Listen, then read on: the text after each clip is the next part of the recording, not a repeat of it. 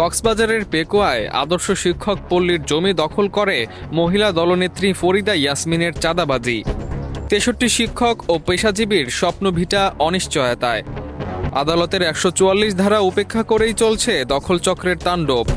বিস্তারিত দেখুন ফাহিম বিন মোর্তজার পাঠানো প্রতিবেদনে। কক্সবাজারের পেকুয়ায় স্বরাষ্ট্রমন্ত্রীর সালাউদ্দিন আহমেদের নিজের ওয়ার্ডের হরিণাফারি এলাকায় অবস্থিত পেকুয়া আদর্শ শিক্ষক পল্লীর প্রায় ৭.২০ একর জমি দখল, চাঁদাবাজি ও আদালতের নির্দেশ অমান্যের অভিযোগ উঠেছে পেকুয়া ইউনিয়ন মহিলা দলের নেত্রী ফরিদা ইয়াসমিন বাদশা ও তার সহযোগীদের বিরুদ্ধে। এতে ৬৩ জন শিক্ষক ও পেশাজীবীর গড়ে তোলা স্বপ্নের পল্লী আজ চরম অনিশ্চয়তার মুখে। ভুক্তভোগী সূত্রে জানা যায়, BS ১১৮৫ খতিয়ানভুক্ত জমিটি ১৯৫৪ সালের ২০ ডিসেম্বর ৮.২৭ একর জমি ক্রয়ের মাধ্যমে শামসুজ্জাহান বেগম জং মাহমুদুল হক চৌধুরীর নামে নিবন্ধিত হয়। তাদের ওয়ারিশগণ দীর্ঘ ৫৭ বছর জমিটি ভোগ দখলে ছিলেন। পরবর্তীতে ২০১১ সালে ৬৩ জন শিক্ষক পেশাজীবী পেকুয়া আদর্শ শিক্ষক পল্লী গঠন করে আইনানুগ প্রক্রিয়ায় জমি ক্রয় করেন।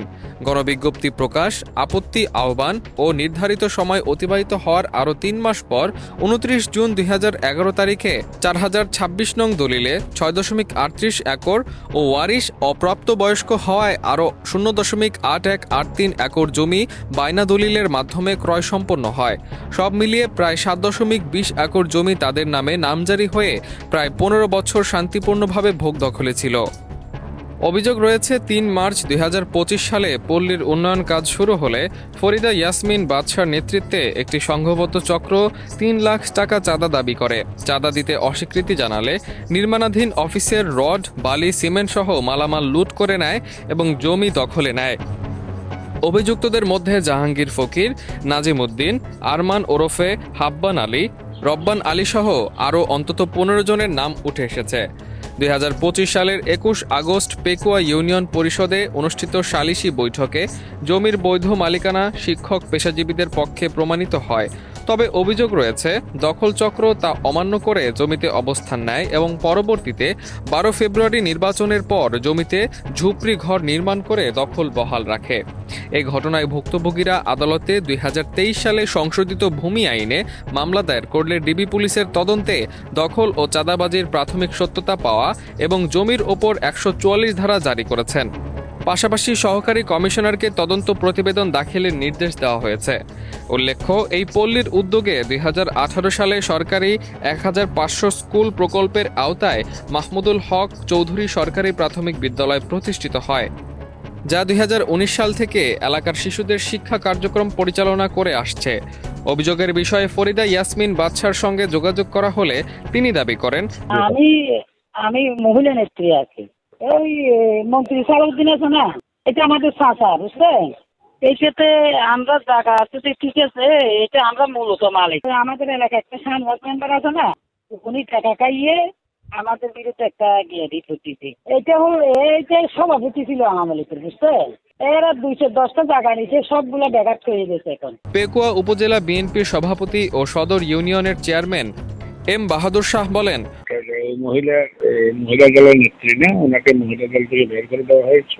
তারপরে আর হলে ওনার কাগজপত্র মাস্টারদের যারা আছেন তাদের কাগজপত্র জানুই এবং সঠিক। ক্ষতিগ্রস্ত শিক্ষক ও পেশাজীবীরা দ্রুত প্রশাসনিক হস্তক্ষেপ ও আদালতের নির্দেশ বাস্তবায়নের দাবি জানিয়েছেন। আমাদের স্বল্প আয়ে শিক্ষকদের তো এত বেশি আয় নাই, আমরা স্বল্প আয়ে আমরা যাতে ট্রাই করতে পারি পেকুয়া উপজেলার পৌরসভার মধ্যে। এই জন্য আমরা বড় আশা নিয়ে আমাদের ছেলে মেয়েদের জন্য আমরা ৪ ঘন্টা করে আমরা জমি ক্রয় করি এবং এটা সরকারিভাবে রেজিস্ট্রেশন হয়, নামজারি হয়। প্রায় ২০১১ সাল থেকে ২০২৫ সাল পর্যন্ত কোনো এলাকার কোনো ব্যক্তি এটার কোনো দাবি দাবা করা নাই। আমাদের যারা শাসা ছিল তারা চাষাবাদ করেছে এবং আমরা অত্যন্ত আতঙ্কিত যে আমরা শিক্ষক পরিবার, আমাদের ওপর কেন এরকম অত্যাচার। গত প্রায় ১৫ বছর ধরে কোনো কিছু হয় নাই, যাতে শিক্ষকরা যাতে আমরা শান্তিপূর্ণভাবে আমরা আমাদের পেশায় যাতে নিয়োজিত থাকতে পারি, আমরা এটাই কামনা করি। আমরা কোনো সংঘাত চাই না, আমরা কোনো দাঙ্গা হাঙ্গামা চাই না। তারা আমাদেরকে হুমকি দুমকি দিয়ে যাচ্ছে। সুতরাং আমরা এই ব্যাপারে সকলের সহযোগিতা কামনা করছি, যাতে আমরা শিক্ষক এই পরিবারগুলো যাতে আমাদের জায়গাগুলো আমরা নির্দ্বিধায় যাতে আমরা ভোগ করতে পারি। আমরা প্রায় 15 বছর ধরে শান্তিপূর্ণভাবে জমির বুক দখলে ছিলাম, কোনো বিরোধ ছিল না। 2025 সালের মার্চ মাসের 5 তারিখে উন্নয়নের কাজ শুরু করলে একটি সংঘবদ্ধ চক্র চাঁদা দাবি করে। চাঁদা না দেওয়ায় তারা নির্মাণ সামগ্রী লুট করে এবং জোরপূর্বক জমি দখল করে নেয়। আমাদেরকে প্রাণনাশের হুমকি দিচ্ছে, ফলে আমরা চরম আতঙ্কে দিন কাটাচ্ছি। দখল চক্রের নেপথ্যের মূল হোতা ও প্রভাবশালীদের বিস্তারিত তথ্য তুলে ধরা হবে। অগ্রযাত্রা প্রতিদিন, নির্ভীক প্রত্যয়ে উজ্জীবিত।